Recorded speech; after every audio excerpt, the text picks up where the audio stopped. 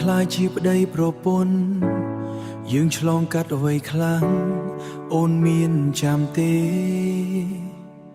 អូនកុំជ្រុលហួសហេតុពេកគ្រួសារណាក៏មានរឿង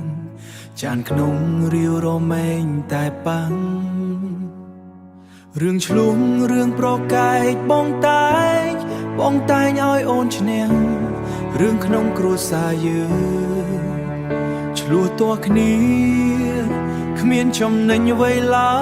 យជប់ហែកហួររឿងគ្រួសារប្រាប់គេអូន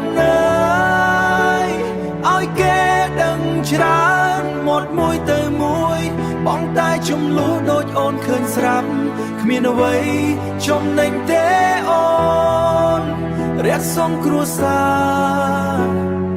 ទើបមានក្តីសុខណាអូនអូននៅផ្ទះទំនេរមិនព្រមយកសុកយកភ្លើងចូលផ្ទះព្រោះស្ដាប់មាត់ក្អែកមួយទៅមាត់ក្អែកមួយ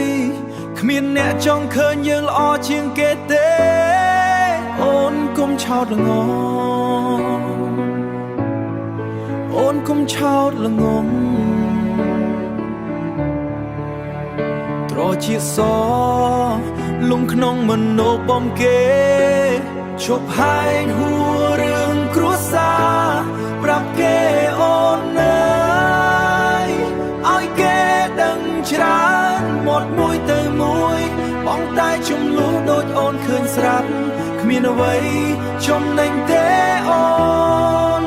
រះសងគ្រួសារទើបមានក្តីសុខណាអូនខឹងខានខឹងខជប់ដើរប្រាប់ញាតិចេញខ្មាស់គេផងកុំនាំក្រៅមកបំភ្លឺជំនួគ្មានក្តីសុខទេអូ